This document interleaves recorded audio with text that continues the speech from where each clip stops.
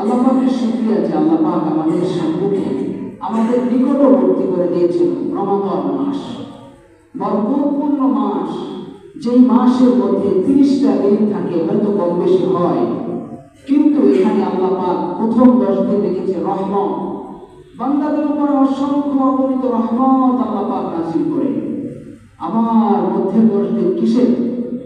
মাগফিরাতের। আবার শেষের 10 দিন নাজাতের 10 দিন। এই রমাদানের মধ্যে আল্লাহ পাক ভাগ ভাগ করে দিয়েছেন এজন্য যে বান্দার জন্য রহমত দরকার, মাগফিরাত দরকার, নাজাত দরকার। এক কথায় বোঝা যায় সব কিছুর একটা সিজন থাকে। যারা ব্যবসা করে তাদের একটা ব্যবসার সিজন আছে, আবার যারা চাকরি করে চাকরির সময় একটা সিজন আসে, তারা বোনাস পাওয়ার জন্য অপেক্ষায় থাকে। আল্লাহ বলে, বান্দা তোমরা দীর্ঘ 11 মাস আমি আল্লাহর গোলামি করো, আমি তোমাদেরকে পুরস্কার দেব, আমি তোমাদেরকে অফার দিতে চাই, আমি তোমাদেরকে অফার দিতে চাই। সে অফারটা হচ্ছে রমাদান মুবারক। কথা বলে ঠিক কিনা? তবে এখানে লক্ষণীয় বিষয় হচ্ছে রোজা। একটু গুরুত্বপূর্ণ কথা, সবাই একটু মনোযোগ দেন। রোজা আর রমজান দুইটা এক না। রোজা এক জিনিস, রমাদান আরেক জিনিস। রোজার উদ্দেশ্য আলাদা, রমজানের উদ্দেশ্য আলাদা। বলি কথা আমি কেন বললাম? আমি নিজের থেকে বলি নাই, কোরআন থেকে ইজাজত বের করেছি। আল্লাহ পাক যে জায়গায় যত জায়গায় রোজার আলোচনা করেছেন, সেখানে আল্লাহ পাক বলেছেন লাআল্লাকুম তাত্তাকুন। রোজার উদ্দেশ্য হচ্ছে গুনাহ ছেড়ে দেওয়া, রোজার উদ্দেশ্য হচ্ছে পরহেজগার হওয়া, রোজার উদ্দেশ্য হচ্ছে একমাত্র আল্লাহ পাককে ভয় করা। কিন্তু আল্লাহ পাক যেখানে রমাদানের কথা বলেছেন, আল্লাহ বলেছেন শাহরু রমাদানাল্লাযী উনজিলা ফীহিল কুরআন।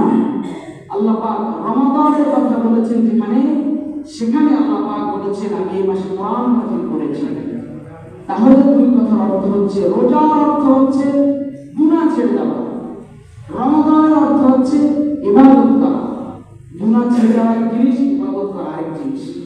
কথা বুঝতে পেরেছেন? এখন কথা হচ্ছে গুনাহ যে আমরা ছাড়বো, কোন ধরনের গুনাহ ছাড়বো? প্রশ্ন থাকে কি থাকে না? থাকে। এজন্য গুনাহ ছাড়তে হলে, গুনাহ থেকে আমাকে বাঁচতে হলে আগে আমাকে বুঝতে হবে, জানতে হবে রোজা কাকে বলে। ফকিহ বলা হয় তাদেরকে যারা কোরআন হাদিস রিসার্চ করে, গবেষণা করে, মাসালা বের করে, তাদেরকে বলা হয় ফকিহ। ফকিহগণ বলে রোজা বলা হয় as-siyamu wal imsak an ash-shurbi wal akli wal jima'। রোজা বলা হয় যে একজন বান্দা আল্লাহ পাকের সন্তুষ্ট অর্জন করার জন্য, আল্লাহ পাকের নৈকট্য হাসিল করার জন্য সূরা সাদিক থেকে নিয়ে সূর্যাস্ত পর্যন্ত সে পানাহার এবং স্ত্রী সহবাস থেকে বিরত থাকে। এটার নাম হচ্ছে রোজা। তাহলে রোজার অর্থ কি দাঁড়ালো? পানাহার থেকে বিরত থাকবে, বৈধ স্ত্রী সহবাস থেকে বিরত থাকবে। এখানে আরেকটা বিষয় আল্লাহ পাক বুঝালেন যে বান্দা, রমাদান আমি তোমাদেরকে কেন দান করলাম? রমাদান আমি তোমাদেরকে এজন্য দান করেছি তোমরা গুনাহ মুক্ত হবে, গুনাহ ছেড়ে দেবে।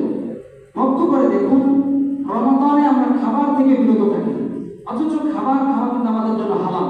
হালাল কি হারাম? হালাল। হারাম কি হালাল না হারাম? হালাল। আমাদের বাসায় খাবার থাকে, অনেক ধরনের খাবার থাকে, আমরা সে খাবার থেকে যদি বিরত রাখি। আল্লাহ বুঝালেন বান্দা, রমাদানে তোমরা যেমনি ভাবে হালাল খাবার থেকে বিরত থাকতে পারো, ঠিক তোমরা তেমনি ভাবে রমাদানে হারাম থেকেও বিরত থাকতে পারবে। বলেন সুবহানাল্লাহ। দ্বিতীয় নাম্বার আল্লাহ বুঝালেন স্ত্রীর সমস্যা এটা বৈধ না অবৈধ? বৈধ। কিন্তু আল্লাহ বললেন, আল্লাহ বুঝালেন বান্দা, রমাদান মাসে তোমরা বৈধ কাজ থেকে যদি বিরত থাকতে পারো, তাহলে তোমাদের থেকে অবৈধ কাজ থেকে বিরত থাকা আমি আল্লাহ সহজ করে দেব। সুবহানাল্লাহ। এখন কথা হলো, কোন দুই প্রকার গুনাহ থেকে বাঁচার নাম রোজা? দুই অঙ্গের উপভোগ থেকে বিরত থাকার নাম হচ্ছে রোজা। আল্লাহ নবী বিশ্বনবী মুহাম্মদুর রাসূলুল্লাহ সাল্লাল্লাহু আলাইহি ওয়াসাল্লাম হাদিসের মধ্যে ইরশাদ করেছেন, এই হাদিসটি বুখারী শরীফের ৬৪৭৪ নম্বর হাদিস। আল্লাহর নবী বিশ্বনবী মুহাম্মদুর রাসূলুল্লাহ সাল্লাল্লাহু আলাইহি ওয়াসাল্লাম বলেন, মা আসমানালি, আমার উম্মতের মধ্য থেকে যে উম্মত বাইনা লিহইয়াইহি, একটা অঙ্গের ঘ্রাণটি আমাকে দিতে পারবে, সেই অঙ্গটা হচ্ছে তার ৩২ দাঁতের মধ্যে থাকা অঙ্গ, যেটাকে আমরা জিহ্বা বলি। আল্লাহর নবী বিশ্বনবী মুহাম্মদুর রাসূলুল্লাহ সাল্লাল্লাহু আলাইহি ওয়াসাল্লাম বললেন, আমার উম্মতের মধ্য থেকে যে উম্মত আমাকে ৩২ দাঁতের বিষয় অঙ্গ অর্থাৎ জিহ্বার ঘ্রাণটি দিতে পারে, ওমা বাইনা রিজলাইহি, এবং তার দুই চোয়ালের মধ্যখানে, দুই রানের মধ্যখানে অঙ্গ অর্থাৎ লজ্জাস্থানের হেফাজতের ঘ্রাণটি আমি নবীকে দিতে পারবে।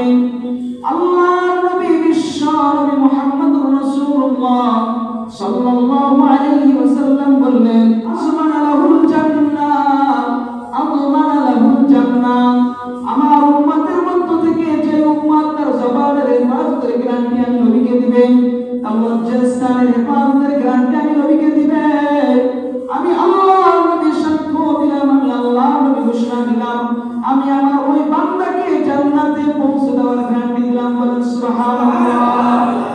তাহলে বোঝা গেল রোজার অর্থ হচ্ছে গুনাহ থেকে বাঁচা। কেউ যদি গুনাহ থেকে না বাঁচে তাহলে তার রোজা হবে? কোনোদিনও হবে না। হবে সেটা হলো অপূর্ণাঙ্গ। আল্লাহ নবী হাদিসের মধ্যে বললেন, রোজার অর্থ হচ্ছে গুনাহ থেকে বাঁচা। আর সেই দুই গুনাহ কি? দুই প্রকার গুনাহ কি? এক প্রকার গুনাহ হচ্ছে জবানের হেফাজত করা।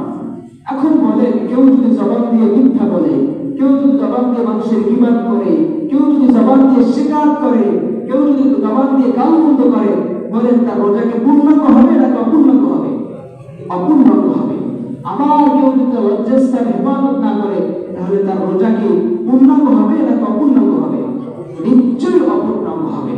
সম্মানিত ভাইরা, আল্লাহ পাক আমাদের উপরে নামাজের বিধান দিয়েছে, যাকাতের বিধান দিয়েছে, হজের বিধান দিয়েছে, কিন্তু এই বিধানগুলো এত বিস্তারিত কোরআনের কোথাও আলোচনা করে নাই। যেমন ভাবে রোজার আলোচনা এত বিস্তারিত করেছে, আল্লাহ পাক রোজার আলোচনা এত বিস্তারিত করেছেন যে রোজা কয়দিন তোমরা রাখবা, কিভাবে রাখবা, যদি অসুস্থ থাকো তাহলে কেমনে রাখবা, সব কিছু আল্লাহ পাক খুলে কোরআনের মধ্যে রোজার আলোচনা করেছেন। সূরা বাকারার ১৮২ নম্বর আয়াতের মধ্যে আল্লাহ পাক বললেন, ইয়া আইয়ুহাল্লাযীনা আমানু কুতিবা আলাইকুমুস সিয়াম।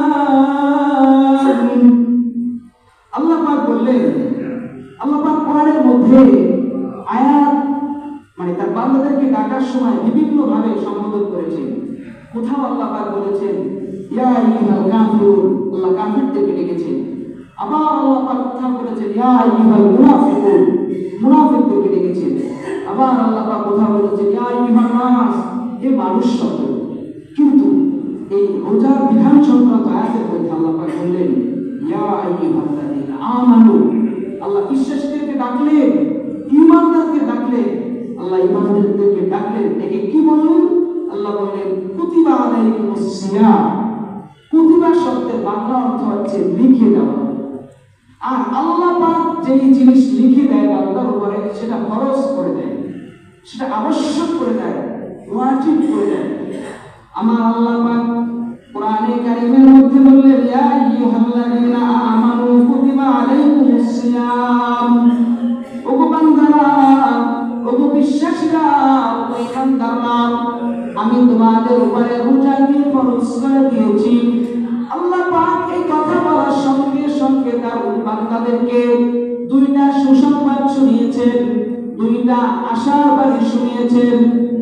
আল্লাহ পাক বললেন কামা কুতিবা আলাল্লাযীনা মিন ক্বাবলিকুম, আমি তোমাদের উপরে রোজা ফরজ করে দিয়েছি যেমনই ভাবে পূর্ববর্তী জাতির উপরে, পূর্ববর্তী উম্মতের উপরে আমি এই রোজা ফরজ করে দিয়েছিলাম। আল্লাহ পাক এই কথা দিয়ে কি বুঝালেন? আল্লাহ পাক বুঝাইতে চাইলেন বান্দা তোমাদের উপরে আবশ্যক করে দিয়েছি, বিষয়টি এমন নয়, বরং ইতিপূর্বে যত জাতিগত হয়েছে সকলের উপরে আমি এই রোজাকে ফরজ করে দিয়েছিলাম। সংক্ষেপে একটা উদাহরণ বুঝেন। ধরেন আমাদের মধ্যে একজন মানুষ অসুস্থ, বাসার মধ্যে সে চিল্লাইতেছে, যে কোনো সমস্যার কারণে অসুস্থ হয়ে পড়েছে, আশেপাশে সবাই তাকে গাড়িতে করে হসপিটালে নিয়ে গেছে। হসপিটালে সেই রোগী যাওয়ার পরে ডানে তাকালো, বামে তাকালো, তাকানোর পরে দেখে তার মতো আর অসংখ্য রোগী ব্যথার কারণে, অসুস্থতার কারণে চিৎকার দিতেছে। এখন বুঝে থাকলে বলেন তো, সেই রোগী যিনি বাসা থেকে আমরা তাকে হসপিটালে নিয়ে গেলাম, তার কি রোগের মাত্রা একটু হালকা হবে কি হবে না? অবশ্যই হালকা হবে। সে চিন্তা করবে, সে বুঝবে যে আমি একাই অসুস্থ নয়, আমার সঙ্গে আরো অনেক লোক অসুস্থ আছে। বুঝতে পেরেছেন কথাটা? সে তখন বুঝবে কি আমি একাই অসুস্থ নয়, আমার মতো সমস্যা আরো অনেক মানুষের আছে। আল্লাহ বললেন, বান্দা তোমাদের উপর আমি রোজা ফরজ করে দিয়েছি, এটাকে তোমরা বোঝা মনে করো না, এটাকে তোমরা অনেক বড় বিপদ মনে করো না, বোঝা মনে করো না, বরং এই রোজা আমি তোমাদের পূর্বে যারা ছিল, যারা কত হয়েছে তাদের উপর ফরজ করে দিয়েছিলাম। বলে সুবহানাল্লাহ। আল্লাহ পাক রোজার আয়াত নাযিল করে বললেন, আমি এই রোজা তোমাদের উপরে ফরজ করে দিয়েছি। শুধু তোমাদের উপরে এই রোজাকে আমি ফরজ করে দেই নাই, বরং ইতিপূর্বে যে জাতি কত হয়েছিল তাদের উপর আমি রোজাকে ফরজ করে দিয়েছিলাম। আল্লাহ পাক এক নম্বর আশা আপনাকে শোনালেন, এই কাজ শুধু তোমাদের উপরে দিয়েছি বিষয়টি এমন নয়, বরং ইতিপূর্বে যারা গত হয়েছে তাদের উপরে দিয়েছিলাম। এই রোজা আমি ফরজ করে দিয়েছি কেন? আল্লাহ পাক উদ্দেশ্য বয়ান করলেন যে লাআল্লাকুম তাত্তাকুন, আমি রোজা ফরজ করে দিয়েছি এজন্য যাতে করে তোমরা তাকওয়া অর্জন করতে পারো, যাতে করে তোমরা গুনাহ থেকে বিরত থাকতে পারো। আল্লাহ পাক বললেন, ফামান শাহিদা মিনকুমুশ শাহরা ফালইয়াসুম, তোমাদের মধ্য থেকে চাই সেই নারী হোক অথবা পুরুষ হোক, ধনী হোক অথবা গরিব হোক, নেতা হোক অথবা প্রজা হোক, যে মানুষ হোক না কেন, যে ইমানদার, যে মুসলমান, যখন তার সামনে, যখন তার নিকটে রমাদান মাস আসে, সে যেন রোজা পালন করে। আল্লাহ পাক আয়াতের মধ্যে ধামাল করে বললেন, সবাই তোমরা রোজা পালন করবা। কিন্তু পরবর্তীতে আল্লাহ পাক দুই শ্রেণীর মানুষকে রোজা রাখতে, রোজা অসুস্থতার কারণে অথবা সফরে থাকলে তার রোজা থেকে তাকে বিরত রাখার হুকুম দিয়েছে, অর্থাৎ সে রোজাটা পরে রাখতে পারবে।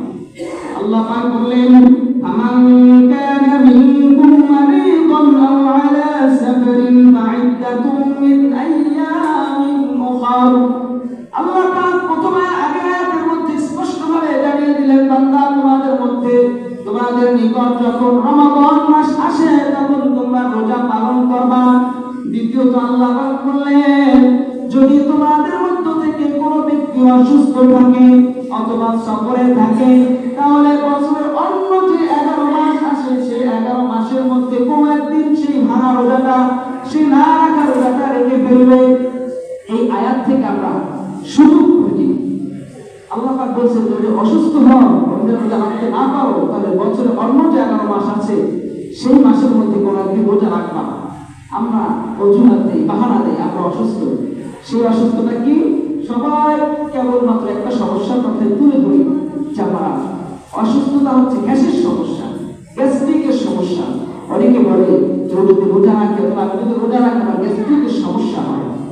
অথচ বিজ্ঞান গবেষণা করে দেখেছে, রোজা যদি কোনো বান্দা রাখে, কোনো বান্দি রাখে, মানুষের শরীরের মধ্যে, ব্লাডের মধ্যে কোলেস্টেরল থাকে, খারাপ কোলেস্টেরল থাকে। বিজ্ঞান গবেষণা করে বের করেছে, কেউ যদি রোজা রাখে তাহলে তার খারাপ কোলেস্টেরলকে ধ্বংস করে তার শরীরে ভালো কোলেস্টেরল তৈরি করতে সক্ষম হয়। বলে সুবহানাল্লাহ। আবার বিজ্ঞান গবেষণা করে এটাও বের করেছে, রোজা যদি কেউ পালন করে তাহলে সে ক্যান্সার নামক জটিল ব্যাধি থেকে মুক্ত থাকবে, ক্যান্সারের বিপদ থেকে সে মুক্ত থাকে। অথচ আমরা বলে রোজা রাখলে আমার গ্যাস্ট্রিক হয়, বিজ্ঞান বলে রোজা রাখলে কি হয় না? গ্যাস্ট্রিক হয় না। বাহিরের রাষ্ট্রের একজন ফেমাস ডক্টর, ডাক্তার ফিলিপ তার নাম, উনি পেপটিক আলসার নামে একটা বই লিখেছেন। ওই বইয়ের মধ্যে এই কথা লিখে দিয়েছে যে ভারত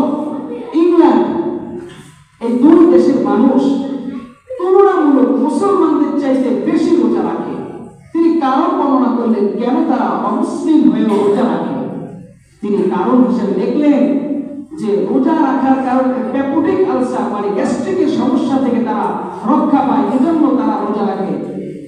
চিন্তা করে দেখে, অমুসলিম সে রোজা রাখছে এজন্য যেন সে গ্যাস্ট্রিক থেকে মুক্ত হতে পারে, গ্যাস্ট্রিক নামক ব্যাধি থেকে সে মুক্ত হতে পারে।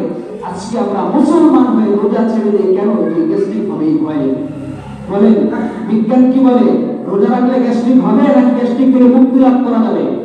মুক্তি লাভ করা যাবে। কোরআন বলে রোজা রাখলে গ্যাস্ট্রিক হয় না, রোজা রাখলে তোমার ক্যান্সার থেকে বিরত থাকা যায়, ক্যান্সারের নামক ব্যাধি থেকে আল্লাহ পাক তোমাকে মুক্তি দান করেন। এজন্য বন্ধুগণ, আল্লাহ পাক এই আয়াতের মধ্যে বললেন যদি কেউ অসুস্থ হয়, সে অসুস্থ অনেক ধরন আছে, যেটা শরীরের সম্মত অসুস্থ, সে অসুস্থতার কারণে কেউ রোজা রাখতে না পারে তাহলে সেই রোজাটা অন্যদিন রাখবে। আবার যদি কেউ সফরে থাকে তাহলে সেই রোজা রাখতে না পারে তাহলে সেই রোজাটা অন্যদিন রাখে ফেলবে। সম্মানিত ভাইরা, এতক্ষণ বলতেছিলাম, শুরুতে বলেছিলাম রোজার এক উদ্দেশ্য, রমাদানের আরেক উদ্দেশ্য। রোজার উদ্দেশ্য হচ্ছে গুনাহ ছেড়ে দেওয়া। কি কি গুনাহ ছাড়া সেটাও বলেছি। এবার আসুন 2 নম্বর, রমাদানের উদ্দেশ্য কি? রমাদানের উদ্দেশ্য হচ্ছে ইবাদত করা। আল্লাহ পাক রমাদানের সম্পর্কে আয়াত নাযিল করে বললেন, শাহরু রমাদানাল্লাযী উনজিলা ফীহিল কুরআন হুদাল লিন-নাসি ওয়া বায়িনাতিন মিনাল হুদা ওয়াল ফুরকান। আমার আল্লাহ পাক বললেন, আমি রমাদান মাসে কুরআন নাযিল করেছি। এই মাস হচ্ছে ইবাদতের মাস, এই মাস হচ্ছে ইবাদত বন্দেগী করার মাস। এই মাসে আমি আল্লাহ পাক কুরআন নাযিল করেছি 3 কারণে। বলেন কয় কারণে? আল্লাহ কুরআন নাযিল করেছেন কয় কারণে? 3 কারণে। 1 নম্বর কারণ বললেন হুদাল লিন-নাস। আমি আল্লাহ কুরআন নাযিল করেছি এজন্য যে কুরআন গোটা মানুষের জন্য, গোটা পৃথিবীর মাখলুকের জন্য, সকল মানবের জন্য এই কোরআন হচ্ছে হেদায়েত স্বরূপ। এজন্য আমি আল্লাহ পাক কোরআন নাযিল করেছি। 2 নম্বর কারণ বললেন ওয়া বায়িনাতিন মিনাল হুদা। আমি আল্লাহ পাক রমাদান মাসে কোরআন নাযিল করেছি এজন্য যে এই কোরআন হচ্ছে বিস্তারিতভাবে স্পষ্টভাবে হেদায়েতের ব্যাখ্যা স্বরূপ। 3 নম্বর আল্লাহ পাক বললেন ওয়াল ফুরকান। আমি আল্লাহ পাক কোরআন নাযিল করেছি 3 নম্বর কারণ হচ্ছে এই কোরআন সত্য মিথ্যার মধ্যে পার্থক্য করে দেয়, এই কোরআন হক বাতিলের মধ্যে পার্থক্য করে দেয়, এই কোরআন অজ্ঞতা এবং জ্ঞানের মধ্যে পার্থক্য করে দেয়। আল্লাহ পাক কোরআনে কারীমের মধ্যে বললেন আমি কোরআন নাযিল করি 3 কারণে। 1 নম্বর হেদায়েত স্বরূপ, 2 নম্বর স্পষ্টভাবে হেদায়েতের বিস্তারিতভাবে বর্ণনা করবে, 3 নম্বর আল্লাহ বললেন হক বাতিলের মধ্যে পার্থক্য করার জন্য। এখন এই আয়াতটা বুঝে থাকলে বলুন তো, কোরআন আল্লাহ পাক নাযিল করলেন রমাদান মাসে আমাদের উপরে হেদায়েত লাভ করার জন্য। কেউ যদি হেদায়েত লাভ করতে চায় তাহলে তার এই কোরআনটা পড়ার দরকার আছে না নাই? কোরআনটা বোঝার দরকার আছে না নাই?